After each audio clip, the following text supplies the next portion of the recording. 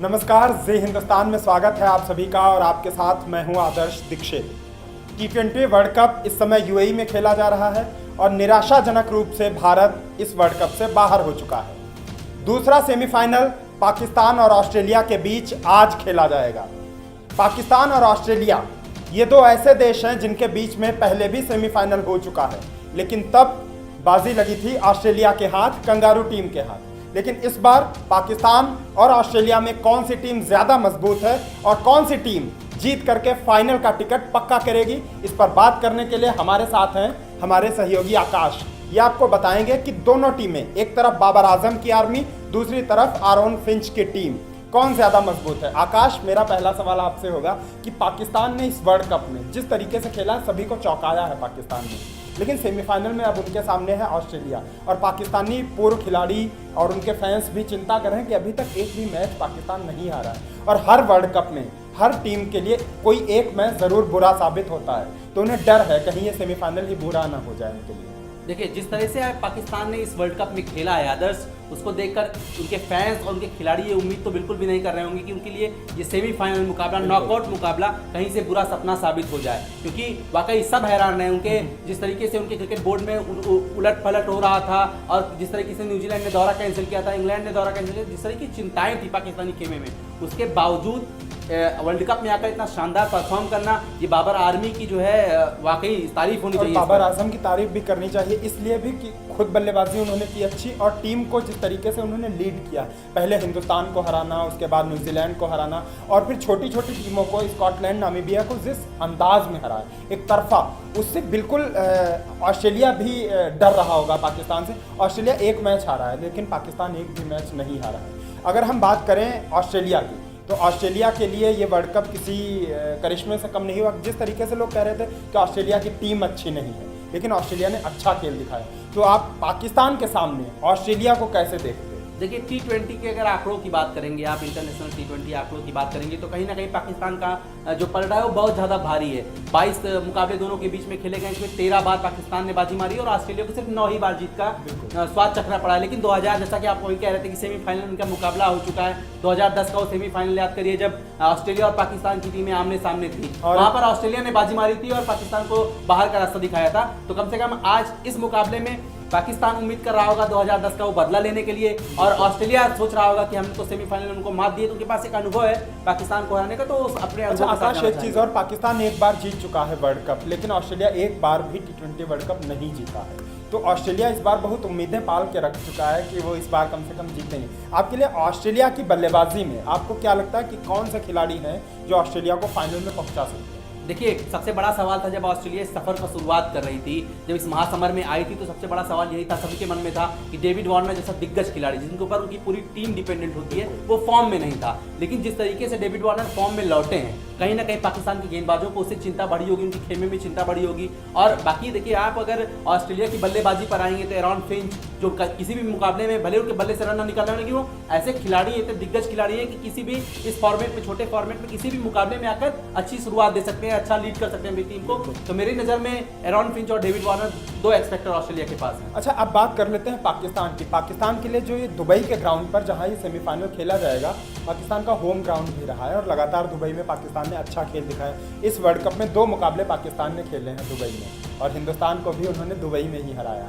तो हिंदुस्तान से वो कभी वर्ल्ड कप में नहीं जीते थे, तो पुराना रिकॉर्ड पाकिस्तान ने तोड़ा इसी दुबई में। लेकिन अब ऑस्ट्रेलिया के सामने क्या वो फाइनल में पहुंच पाएंगे, ऐसा लग रहा है? देखिए, पूरी उम्मीद है। और दुबई का जैसा आप जिक्र कर रहे थे, पाकिस्तान के लिए हमेशा फेवरेबल कंडीशंस रही हैं वहाँ पे, क्योंकि उन्होंने वहाँ बहुत सारे मैच खेले हैं, उनका होम ग्राउंड रहा है और उनके जो गेंदबाज हैं उस पिच को अच्छे से समझते हैं, उनके बल्लेबाज जो हैं उस पिच की कंडीशंस को अच्छे से समझते हैं। तो मुझे लगता है कि कहीं ना कहीं आप पिच के लिहाज से अगर आप देखेंगे तो पाकिस्तान का जो पड़ रहा है वो थोड़ा भारी दिखता है और टॉस काफी अहम रोल निभाएगा। बिल्कुल, टॉस तो अहम रोल निभाएगा, लेकिन जो लीग मैच हुए, 5 लीग मैच वर्ल्ड कप की हिस्ट्री में अभी तक कभी नहीं हुआ था कि कोई भी टीम अपने सारे लीग मैच जीत करके सेमीफाइनल में पहुंचा हो। पाकिस्तान ने हिस्ट्री क्रिएट की और पहली बार वो सारे के सारे वर्ल्ड कप के लीग मैच जीत करके वर्ल्ड कप सेमीफाइनल तक पहुंचा है और पाकिस्तान की सेम प्लेइंग 11 रही है। अभी तक उन्होंने एक भी चेंज नहीं किया है 5 मैच में। तो सेमीफाइनल में पाकिस्तान की प्लेइंग 11 सेम रहेगी या फिर कोई एक आध बदलाव हो सकता है?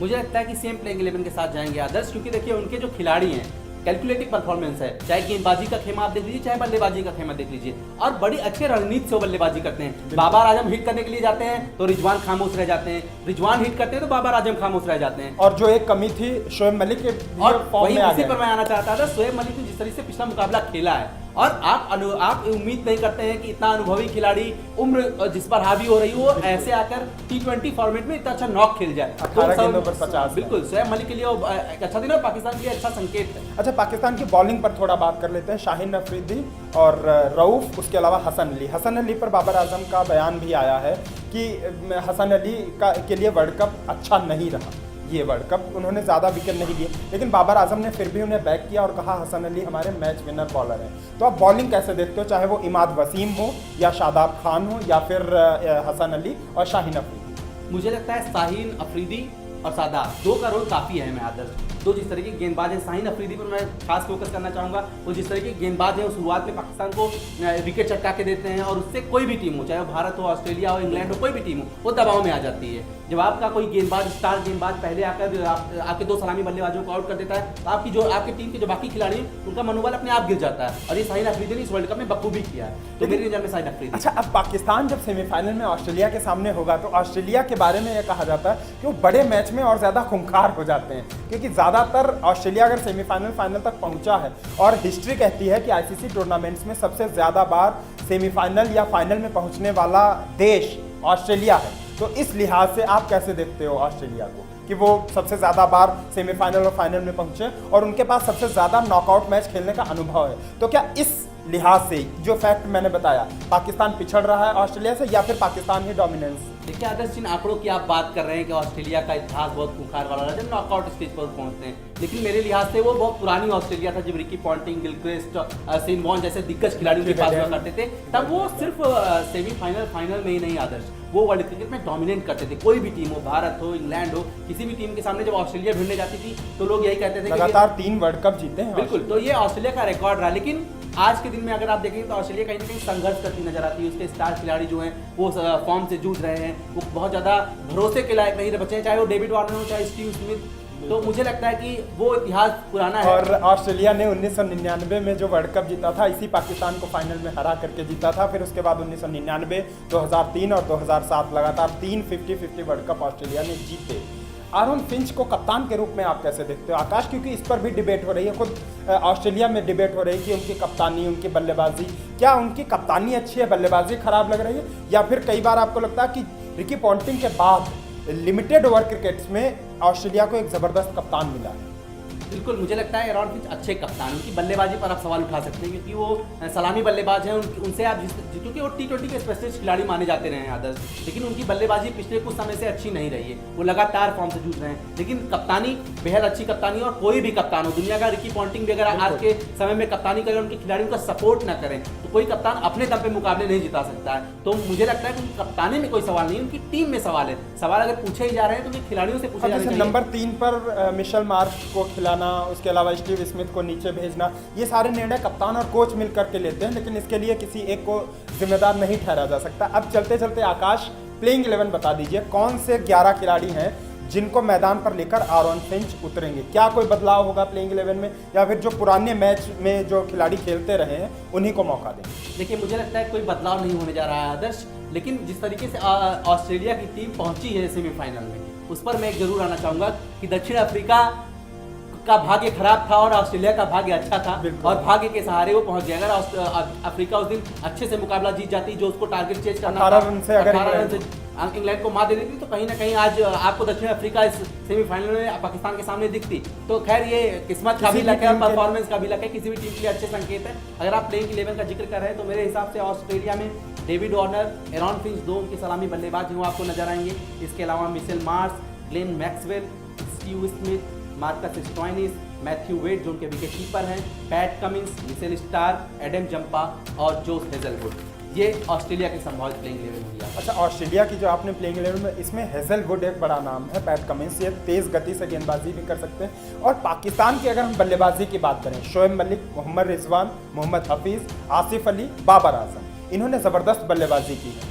जो कहा जाता था कि पाकिस्तान की बल्लेबाजी उसकी कमज़ोर कड़ी है, लेकिन इस वर्ल्ड कप में वो कमज़ोर कड़ी उनकी मजबूत कड़ी बनी है। तो ऐसे बल्लेबाजी क्रम के सामने ऑस्ट्रेलिया की गेंदबाजी आपको कितनी ताकतवर नजर आती है? देखिए, मुझे ताकतवर इसलिए नजर आती है क्योंकि आदर्श देखिए उनकी गेंदबाजी पर अगर आप नजर डालेंगे, उनके पास हेजलवुड है, पैट कमिंस है, उसके बाद मिशेल स्टार्क और सबसे बड़ा नाम जो मुझे लगता है एडम जंपा। एडम जंपा काफी फंसा सकते हैं पाकिस्तानी बल्लेबाजी को, और जिस तरीके से उनकी गेंदबाजी इस वर्ल्ड कप में रही है, वो चाहे 5 विकेट चटकाने की उनकी गेंदबाजी रही हो, वो कमाल की रही है। तो कहीं ना कहीं जब आप पैट कमिंस जैसा गेंदबाज, मिशेल स्टार्क जैसा अनुभवी गेंदबाज आपके सामने गेंदबाजी करेगा, तो पाकिस्तान के बल्लेबाजों को मुश्किलें खड़ी होगी। मुझे नहीं लगता ऑस्ट्रेलिया की गेंदबाजी कहीं से कमजोर है। अच्छा आकाश, आपने पहले ही बताया कि प्लेइंग 11 सेम रहेगी पाकिस्तान की, लेकिन फिर भी आपको क्या लगता है कि जैसे उनके पास मोहम्मद वसीम जूनियर है, उसे प्लेइंग 11 में अब तक मौका नहीं मिला, हैदर अली को मौका नहीं मिला, आप अगर हैदर अली को टीम में लाना चाहो पाकिस्तान तो किसे बाहर करोगे? खैर ये बहुत कठिन सवाल है आपके लिए, लेकिन क्या लगता है कि खुद बाबर आजम कह रहे हैं मेरे लिए बहुत कठिन है कि मैं किसको ड्रॉप करके हैदर अली को प्लेइंग 11 में लाऊं? बिल्कुल ये मुश्किल सवाल है, क्योंकि देखिए आपने लगातार 5 मुकाबले जीते हैं, तो और सेमीफाइनल मुकाबला आप खेलने जा रहे हैं, नॉकआउट मुकाबला है। इतने बड़े मैच में कोई इतने बड़े मैच में आप किसी खिलाड़ी पर दांव लगा दें जिसने अभी वर्ल्ड कप का एक भी मुकाबला नहीं खेला। ये घरेलू मुकाबला नहीं हो रहा है, द्विपक्षीय सीरीज नहीं हो रही है, ये वर्ल्ड कप का मुकाबला, सेमीफाइनल मुकाबला है। आपका एक दांव अगर गलत हुआ, आप वर्ल्ड कप से बाहर हो जाएंगे। कितना भी अच्छा आप वर्ल्ड कप में खेले हो, सेमीफाइनल हारे तो आपकी उम्मीदें खत्म और वो खेल पर पानी फिर जाएगा। फिर भी आप एक बार प्लेइंग 11 बता दीजिए सभी। मुझे लगता है पाकिस्तान की प्लेइंग 11 का अगर आप करेंगे तो मोहम्मद रिजवान और बाबर आजम जो उनके 2 सलामी बल्लेबाज हैं वो आपको नजर आएंगे। इसके अलावा फखर जमान, मोहम्मद हफीज, शोएब मलिक, आसिफ अली, शादाब खान, इमाद वसीम, हसन अली, हारिस रऊफ और शाहीन शाह अफरीदी, ये पाकिस्तान की संभावित प्लेइंग 11 है। बिल्कुल आकाश, ये 11 खिलाड़ी पाकिस्तान को फाइनल में पहुंचा पाएंगे या नहीं, लेकिन जिस जोश और जुनून के साथ पाकिस्तानी खिलाड़ी खेल रहे हैं उसने सभी को हैरान किया है, और इस वर्ल्ड कप में पाकिस्तान एक छुपा रुस्तम बनकर के सामने आया है। जब कंगारू टीम के सामने बाबर आजम की सेना मैदान पर उतरेगी तो ज़रूर कंगारू टीम उसे हल्के में नहीं लेना चाहेगी। अभी आने वाला वक्त ही तय करेगा कि फाइनल में कंगारू टीम पहुंचेगी या फिर पाकिस्तान सेमीफाइनल जीत करके फाइनल का टिकट पक्का करेगा। हमारी इस आज की पेशकश में आज के लिए इतना ही। आप बने रहिए हमारे साथ और देखते रहिए जी हिंदुस्तान।